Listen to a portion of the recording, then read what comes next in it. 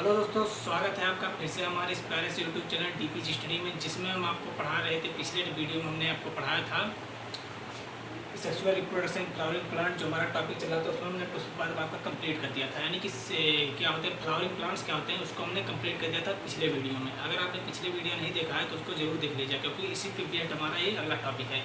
आज हम पढ़ने वाले हैं पुष्प के बारे में, यानी कि फ्लावर्स, ये जो फूल होते हैं वो क्या होते हैं। तो पिछला वीडियो हमने बताया था क्या, पुष्पी पादप। अब पुष्पी पादप का हम जल्दी से एक बार क्विक रिवीजन कर लेते हैं। हमने क्या बताया था पिछले वीडियो में, तो जानते हैं पादप दो प्रकार से हमने इसको विभाजित कर दिया था, दो भागों में हमने उसको डिवाइड कर दिया था। किसके आधार पर? बीज के हिसाब से, यानी कि जिन पौधों में बीज होता था और जिन पौधों में बीज नहीं होता था उसके हिसाब से हमने क्या किया था, पादपों को दो भागों में डिवाइड कर दिया। तो जिन पादपों में क्या होता था, बीज नहीं होते थे, उनको हमने क्रिप्टोगेमस में रखा था, और जिन पादपों में बीज पाए जाते थे उसको हमने लिखा था फिनोलोगेमस में। यानी कि जो फिनोलोगेमस के पादप होते हैं उनमें जो भी पादप आएंगे, यानी कि जो भी संघ आएंगे पादपों के, उनमें क्या होगा, बीज पाया जाएगा, और हमारे क्रिप्टोगेमस वाले पादपों में बीज नहीं पाया जाएगा। तो यही है सबसे बड़ी इंपॉर्टेंट चीज़ जो आपको लगभग हर बार आपको देखने को मिलता है। क्लास 11th में भी देखने को मिला होगा। यदि नहीं याद है तो जान लीजिए, आज मैं फिर बता रहा हूँ उस चीज़ को। तो हमारा जो क्रिप्टोगेमस में क्या था, हम तीन भागों में से डिवाइड कर दिया था। वो तीन भाग कौन कौन से थे? थैलोफाइटा था, बरायोफाइटा था, और हमारा टेरिडोफाइटा था। ये थैलोफाइटा, बरायोफाइटा और टेरिडोफाइटा क्या है, इसके बारे में हम एक अलग वीडियो बनाएंगे, जिसमें आपको इसको पूरी तरह से डिफाइन करके बताएंगे इन पादपों के बारे में, इनमें कौन कौन से पादप आते हैं। तो आप ऊपरी तौर पे जान लीजिए कि इनमें ऐसे ये पादप ऐसे हैं जिनमें बीज नहीं पाया जाता है। इन पादपों में क्या होता है, पुष्प भी नहीं पाया जाता है। तो दोस्तों, जो हमारा दूसरा पार्ट था, यानी कि जो दूसरा भाग था हमारे इस पादप में से, उसका नाम था फिनेरोगेमस। और फिनेरोगेमस में जो पादप आते हैं उनको दो भागों में हमने बांट दिया था। क्या था वो दो भाग? पहला था जिम्नोस्पर्म, यानी कि अनावृत्त बीजी पादप, और जो दूसरा हमारा था उसे कहते हैं क्या, एंजियोस्पर्म, यानी कि आवृत्त बीजी पादप। तो अनावृत्त बीजी पादप, आवृत्त बीजी पादप क्या होते हैं, हम इसके लिए भी एक नई वीडियो बना के आपको प्रोवाइड कराएंगे, जिसमें इसके बारे में पूरी तरह से डीपली समझाया जाएगा। तो दोस्तों, हम अपना क्या करते हैं, एक जीरो लेवल से शुरू करते हैं, उसको हम एकदम ऊंचाई तक लेके जाते हैं। जब आप अपने बेस को जानेंगे, उससे टॉपिक के बेस को जानेंगे, तो आप अच्छी तरह से उसके बारे में दूसरों को बता भी पाएंगे और दूसरों को समझा भी पाएंगे। तो हमारे इस चैनल का यही उद्देश्य रहता है कि हम उसको किसी चीज़ को रटे ना, उसके बारे में समझें और दूसरों को भी समझाएं। तो इसी के साथ अपना वीडियो आइए शुरू करते हैं। तो हमें पुष्प के बारे में पढ़ना है। तो पुष्प में क्या होता है, अच्छा पहले आप एक चीज़ बताइए हमें कि आप किसी पौधे को देखते हैं, किसी प्लांट को जब आप देखते हैं तो क्या आप देखते हैं कि उसका दो भाग होता है। कौन सा? एक जो होता है भूमि के नीचे वाला पोर्शन होता है, और एक भूमि के ऊपर वाला पोर्शन होता है, यानी कि लैंड के नीचे वाला भाग और लैंड के ऊपर वाला भाग। तो नीचे वाले भाग को क्या कहते हैं? यदि आपका उसको पता है उत्तर, तो क्या कीजिए, आप हमारे कमेंट बॉक्स में उसका आंसर जरूर दीजिएगा, और नहीं पता तो इस वीडियो में आपको क्लियर कर दूंगा। तो जानिए क्या कहते हैं, भूमि के जो नीचे वाला पोर्शन होता है, जाहिर सी बात है सभी लोगों को पता है कि उसको जड़ कहते हैं, रूट कहते हैं, क्या मूल भी इसे कुछ लोग कहते हैं, साइंटिफिक नेम है इसका मूल हिंदी में। तो देखिए, मूल कहते हैं, जड़ कहते हैं, रूट कहते हैं, इतना तो आपको पता ही होगा, बहुत बेस पॉइंट से आप पढ़ते चले आ रहे हैं। और दूसरा हमारा क्या होता है, भूमि के ऊपर वाला पोर्शन होता है। भूमि के ऊपर कौन सा पोर्शन पाया जाएगा? आप लोग को उत्तर पता है तो भैया डिस्क्रिप्शन बॉक्स में क्या कहते हैं, हमारे कमेंट बॉक्स में उसको भी आंसर आप देने का प्रयत्न कीजिएगा, जब आपको उत्तर आ रहा होगा तो, और नहीं आ रहा तो अभी फिर से मैं क्लियर कर दे रहा हूँ। तो नीचे वाला पोर्शन हमारा जड़ हो गया, जिससे हमें कोई मतलब नहीं है, कोई लेना देना नहीं है। हमें पढ़ना है पुष्प के बारे में। पुष्प कहाँ होता है, भूमि के नीचे होता है कि भूमि के ऊपर होता है? जाहिर सी बात है भूमि के ऊपर होगा, तो हमें इस जड़ वर्ग से कोई लेना देना नहीं है, इसको हम हटाते हैं। इसके बारे में ही आपको डीपली पढ़ाया जाएगा, चूँकि क्लास 11th का टॉपिक है, तो इसको हम अभी नहीं पढ़ाएंगे। अभी हम पुष्प के बारे में पढ़ रहे हैं, तो पुष्प के बारे में ही जानिए। तो इसको हम हटाते हैं जड़ के बारे में, और हम आते हैं ऊपरी भाग, भूमि के ऊपरी स्तर पे आते हैं। अब भूमि के ऊपरी स्तर पे क्या आता है, कुछ लोग कहेंगे तना आएगा, तना क्या, पत्ती आएगी, पत्ती से शाखाएं, पता नहीं क्या क्या तमाम प्रकार की चीज़ें कहेंगे। तो हमें ये पता करना है पुष्प है क्या, पुष्प के बारे में जानना है, ना कि हमें तने के बारे में जानना है, हमें पत्ती के बारे में जानना है, हमें इन चीज़ों के बारे में नहीं जानना, हमें पुष्प के बारे में जानना, फ्लावर्स के बारे में जानना है। तो जानिए फ्लावर्स क्या होते हैं। तो देखिए, भूमि के ऊपर वाले भाग को हम तना तो कह सकते हैं, लेकिन तना भी किसी चीज़ का रूपांतरित भाग है। किस चीज़ का भाग है, उसी चीज़ के बारे में जानेंगे। तो इसका हम नाम लिख देते हैं यहाँ पे। पहले हम एक चित्र के माध्यम से हम आपको समझा दे रहे हैं। जैसे मान लीजिए, हम पहले भूमि की संरचना बनाते हैं। भूमि या कोई डिजाइन मैं इसमें नहीं बनाने वाला हूँ, एक बढ़िया चित्र नहीं बनाने वाला हूँ, तो सिर्फ समझाने के लिए मैं इसमें चित्र बनाने जा रहा हूँ। पहले देखते हैं, मान लीजिए हमारा भूमि हो गया, ये हमारा भूमि है। क्या है? भूमि, ठीक है, हमारा भूमि हो गया। अब देखिए, किसी भी जब भूमि के ऊपर के भाग देखते हैं तो हमें क्या होता है, एक बड़ा सा वृक्ष दिखाई देता है, ठीक है। और नीचे वाले भाग पोर्शन में दिखाई नहीं देता, तो जाहिर सी बात है सभी लोग जानते हैं जड़ होता है, नीचे जड़ हम बना लेते हैं कुछ इस तरह से। मान लीजिए जड़ हमारा कोई पादप है, उसका ऐसे जड़ है, और ये जो है ऊपरी पोर्शन है। मान लीजिए ऊपरी पोर्शन कुछ इस तरह से है। ये हमारा पौधा है, ये क्या है, पौधा है।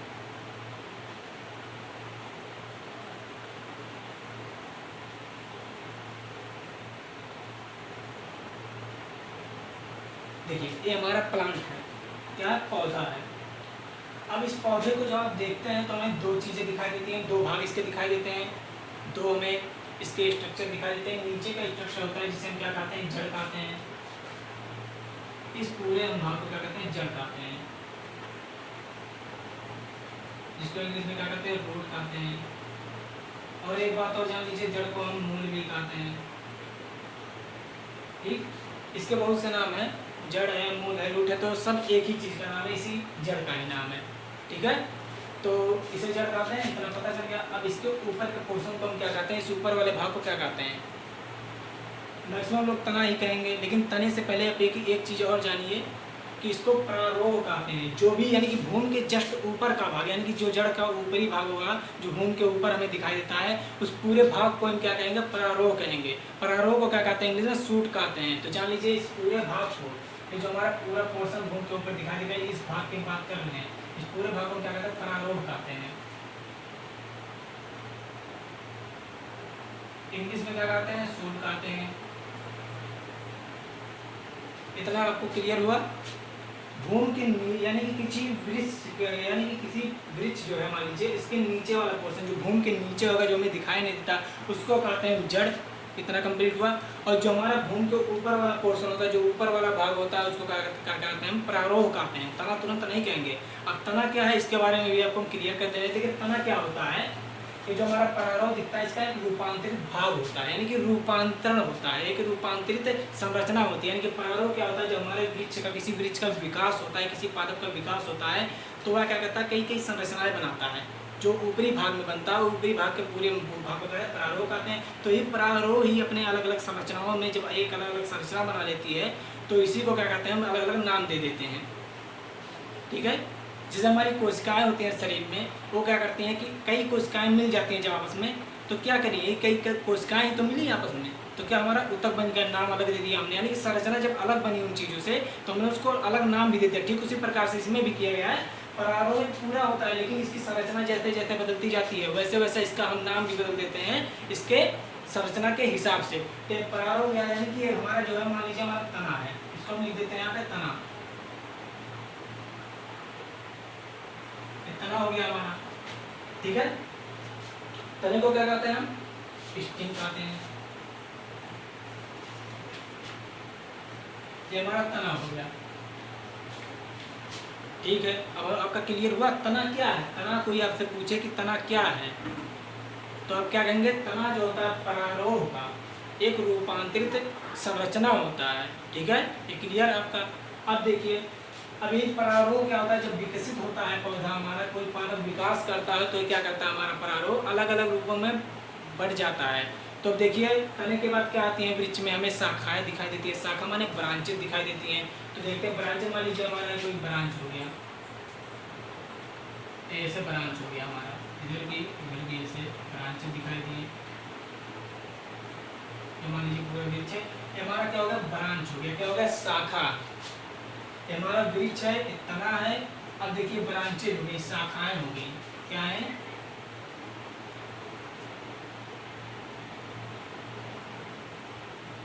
शाखा हो गया। इतना क्लियर हुआ।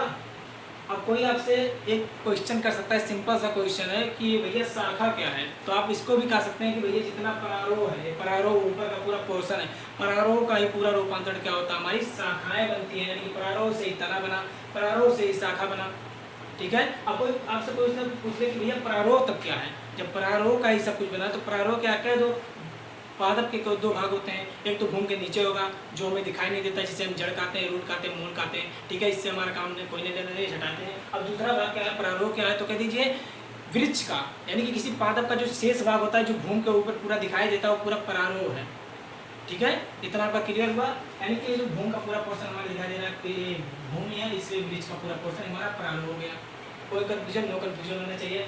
देखिए इतना क्लियर हुआ आपका, यानी कि प्रारोह का रूपांतर करना हो गया, प्रारोह का मतलब शाखा हो गया। अब देखिए शाखाएं के बाद क्या हमें वृक्ष में दिखाई देता है, पत्ते दिखाई देते हैं। पत्तों की संरचना कैसे होती है, तो भैया कोई चित्र यहाँ पे एक कोई हाई क्वालिटी का चित्र नहीं बना रहा हूँ, इसको मैं एक सुंदर तरीके से नहीं दिखा रहा हूँ, आपको केवल समझाने के लिए बता रहा हूँ। ठीक है, तो देखिए इसमें क्या होता है, मान लीजिए हमारा पत्ता हो गया,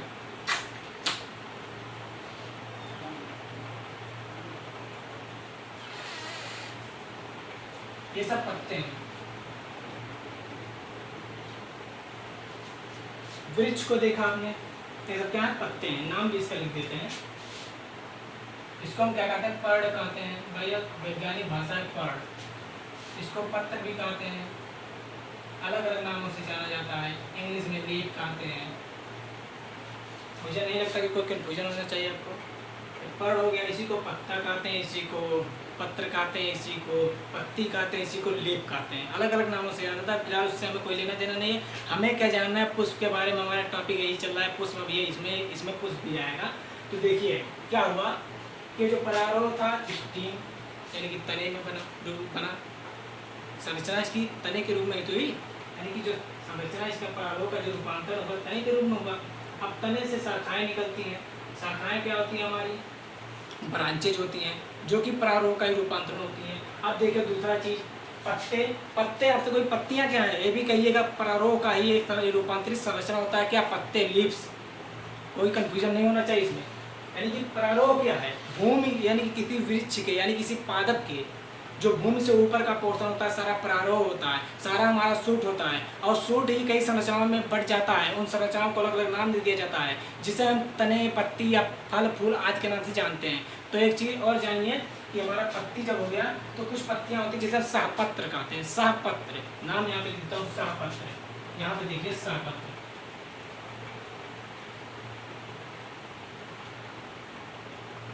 ये हमारा सहपत्र हो गया।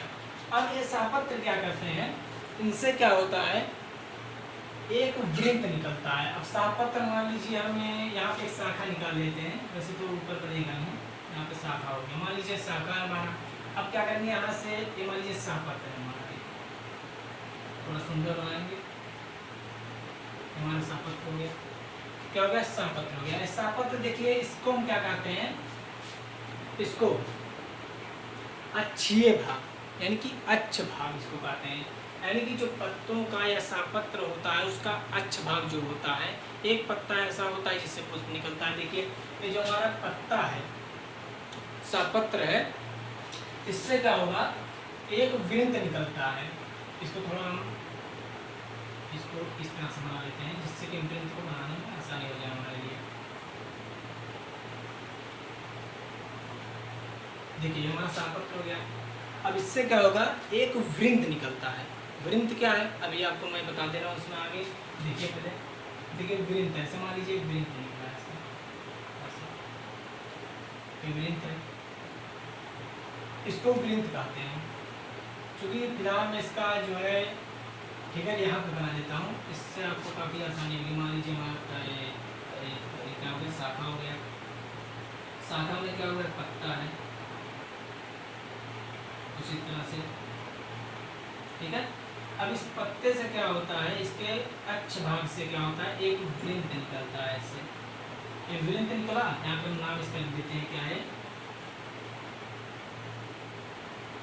वृंत। ये हमारा वृंत है। वृंत को क्या कहते हैं इंग्लिश में, पेडिकल, PEDICEL, पेडिकल, ठीक है। इसको पेडिकल कहते हैं इंग्लिश में, इसको वृंत को। इतना आपका क्लियर हुआ। यानी कि क्या हुआ, एक सहपत्र होता है पादप में, जिनसे क्या होता है, वृंत निकलता है। वृंत को इंग्लिश में पेडिकल कहते हैं। अब ये पेडिकल है क्या, ये क्या होता है, जब विकसित होता है, जब ये क्या करता है, यहाँ पे ऐसे कुछ फूली संरचना होती है इसके ऊपर ऐसे फूली संरचना बन जाती है, तस्तरी नुमा संरचना बन जाती है जो फूल जाती है। अब ये तस्तरी नुमा संरचना क्या होती है, इसके बारे में भी मैं क्लियर कर दे रहा हूँ। देखिए तस्तरी क्या होता है, तस्तरी आपने देखा या नहीं देखा उससे मेरा ये मतलब है, समझिए कोई चौड़ाई में हो, यानी कि कोई चीज़ ऐसा हो जो जिसकी संरचना चौड़ाई में हो, चौड़ा भी हो उसकी कुछ ऊंचाई भी हो, कुछ ऊंचाई भी होता है। तो क्या होता है, एक वृंत के ऊपर ठीक ऐसी ही संरचना आती है, यानी कि वो थोड़ा चौड़ाई में होता है, उसकी ऊंचाई भी होती है। ठीक है, तो देखते हैं क्या। ये देखिए हमारा यहाँ पे हम दर्शा दे रहे हैं आपको, ये बात, इसको मैं काले पेन से आपको दिखा दे रहा हूँ। ये मान लीजिए ऐसे संरचना, तो इसको हम क्या कहते हैं, इसको अभी मैं क्लियर करता हूँ क्या होता है। इसको हम कहते हैं इंग्लिश में पुष्पासन कहते हैं। आपको क्लियर हो ही गया होगा कि पुष्पासन क्या है। आसन माने क्या, जहाँ पर कोई बैठता हो जिस चीज़ पर, वही उसका आसन हो जाएगा। तो यानी कि आसन माने क्या होता है, पुष्प जहाँ स्थित होता है, जिस पर बैठा रहता है, जिस पर उसकी संरचनाएं सारी टिकी रहती हैं, उसी को क्या कहते हैं, हम पुष्पासन कहते हैं। यानी कि हम थैलमस कहते हैं इसको इंग्लिश में, इसको हम नाम लिख दे रहे हैं पुष्पासन।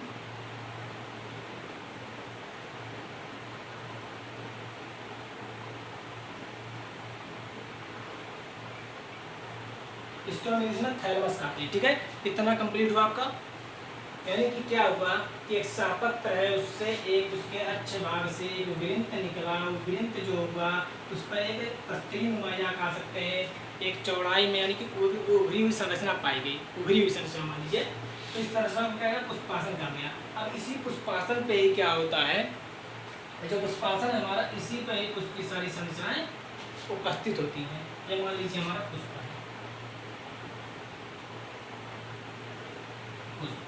तो कुल मिला जुला कर क्या हुआ, पुष्प हो गया हमारा। इतना चीज़ कंप्लीट हुआ। ठीक है, ये समझ में आया तो ठीक है, और नहीं समझ में आया तो उसके लिए मैं फिर से एक बार वीडियो बनाऊंगा, इससे भी बेटर वीडियो बनाऊंगा। तब तक के लिए इसको ही समझिए आप लोग। तो क्या होगा, हमने क्या पढ़ा कि पादप को जब आप देखते हैं तो उसमें दो भाग दिखाई देते हैं। दोनों में से एक पोर्शन हमें दिखाई देता है और एक पोर्शन नहीं दिखाई देता। कौन सा पोर्शन दिखाई देता है, जो भूमि के ऊपर होता है तो हमें दिखाई देता है, वो विजुअल होता है। पर जो नीचे दिख रहा था वो विजुअल होता है, मुझे नहीं दिखाई देता। देखिए नीचे वाले पोर्शन को क्या कहते हैं, जड़ कहते हैं, मूल कहते हैं, इसे इंग्लिश में रूट कहते हैं। और जो भूमि के ऊपर का ठीक पोर्शन होगा उसे हम क्या कहते हैं, उसे हम कहते हैं सूट कहते हैं। सूट को इंग्लिश हिंदी में क्या कहते हैं, प्रारोह कहते हैं। तो ये प्रारोह क्या होता है, जब किसी पादप का विकास होता है धीरे धीरे, तो क्या होता है, ये अलग अलग संरचनाओं में परिवर्तित हो जाता है। अब संरचना में परिवर्तित हो गया तो उन संरचनाओं को क्या करते हैं, अलग अलग नामों से प्रदर्शित करते हैं। जैसे हमने क्या कर दिया, तना बना दिया, तने बना, शाखा बन गया, शाखा से क्या हुआ, पत्ते निकले, पत्ता में बना दिया, पत्तों के बाद क्या हुआ, पुष्प की संरचना, पुष्प की बात आती है। तो पुष्प क्या है, अब इससे आप क्वेश्चन का हमारे आंसर दे भी सकते हैं, ये पुष्प होता क्या है। तो पुष्प क्या है, आप सिंपल सा एक आंसर देंगे, क्या कहेंगे कि पुष्प जो होता है वो हमारे परारोह का एक रूपांतरित संरचना होती है। क्या होती है, एक रूपांतरित संरचना होती है, जिसे हम पुष्प कहते हैं, फूल कहते हैं, यानी कि फ्लावर कहते हैं। तो आपका ये टॉपिक कंप्लीट हुआ। एक बार हम फिर से इसका रिवीजन करते हैं, हमने क्या क्या बताया। तो देखिए हम पुष्प फ्लावर के बारे में ही बता रहे हैं। देखिए हमारा पुष्प हो गया फ्लावर, फूल जिसे कहते हैं आप लोग। अब जानिए इसको हम क्या कहते हैं, जड़। यानी कि पादप को देखते हैं तो नीचे वाला पोर्शन जड़ कहलाता है, जो भूमि के नीचे होता है। जड़ कहते हैं, मूल कहते हैं, भैया देहाती भाषा में इसको क्या कहते हैं, सोर कहते हैं, सोर। ठीक है, सोर इसको कहते हैं देहाती भाषा में। तो जानिए क्या हमारा जड़ हो गया कंप्लीट, इतना रूट हो गया नीचे वाला पोर्शन। अब ठीक इसका ऊपर वाला पोर्शन जो होगा क्या होगा, परारोह होगा, हमारा सूट होगा, कोई कंफ्यूजन नहीं। अब देखिए यह परारोह क्या होता है, जैसे जैसे पादप का विकास होता है या अलग अलग संरचनाएं बना लेता है। अब देखिए वो जब संरचनाएं बनाता है तो उन संरचनाओं को हम अलग अलग नामों से डिनोट करते हैं, इसको दिखाते हैं। जैसे परारोह का विकास हुआ तो भैया तना बन गया। तना क्या है, स्टिमेट, तना हमने बना लिया। अब देखिए तने से क्या हुई, शाखाएँ निकली, शाखा ब्रांचिंग निकली। ठीक है, अब ब्रांचों पे क्या, शाखाओं पे क्या होता है कि हमारा पत्तियां निकलती हैं, लीव्स निकलते हैं। ठीक है, तो पत्तियों को भी हमने देख लिया, यहाँ पे दिख रहा है पत्ती, पड़, इसको पत्ती, पड़, पत्र कुछ भी कह सकते हैं आप, पर उससे संबंधित होना चाहिए कि भैया पत्ती है। ठीक है, नहीं तो आप शाखा लिख दें उसकी जगह पे। फिलहाल तो आप लोग समझे गए होंगे। अब दूसरी बात क्या आती है कि प्रारोह तो समझ गया, हमें क्या पढ़ना था, पुष्प के बारे में। तो हमने यहाँ पे पुष्प को भी दिखा दिया है। शाहपत्र से क्या होता है, यहाँ पे हम एक चीज़ और लिख देते हैं, सहपत्र के, यहाँ पे क्या होता है, सहपत्र के हमारे अक्ष भाग से, इससे जो सहपत्र हो गया इसके अक्ष भाग से, अक्ष भाग, ये इसका अक्ष भाग है। अक्ष भाग से क्या होता है, एक क्या निकलता है, वृंत निकलता है। क्या, वृंत। वृंत के बाद इसकी एक संरचना होती है इसके ऊपर, जिसे क्या कहते हैं हम, पुष्पासन कहते हैं। इतना कंप्लीट हुआ। अब पुष्पासन के ऊपर ही क्या होता है, पुष्पासन के ऊपर क्या होता है, हमारा सारी संरचना होती है किसकी, पुष्प की, फूल की। तो इतने पॉइंट आपको मैंने बताया। सहपत्र से यानी कि इसके अक्ष भाग से वृंत निकला, वृंत के ऊपर पुष्पासन पाया गया और पुष्पासन पे ही पुष्प की सारी संरचनाएं स्थित होती हैं। इतना आपका क्लियर हो गया इस वीडियो में। तो वीडियो को लंबा ना खींचते हुए हम इस टॉपिक को यहीं पे रोकते हैं। तो आपको क्या है, वीडियो एक अच्छा लगा हो, समझ में आया हो तो लाइक कर दीजिएगा, और कमेंट बॉक्स में तो आप कमेंट करेंगे ही।